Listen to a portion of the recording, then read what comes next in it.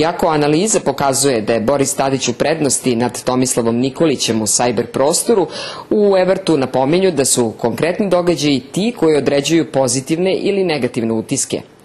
Direktor Eberta smatra da se naši političari još uče internet komunikaciji i da se ne snalaze najbolje u neprijatnim situacijama s obzirom na to da internet nudi i feedback, odnosno povratnu informaciju o efektu nekog poteza.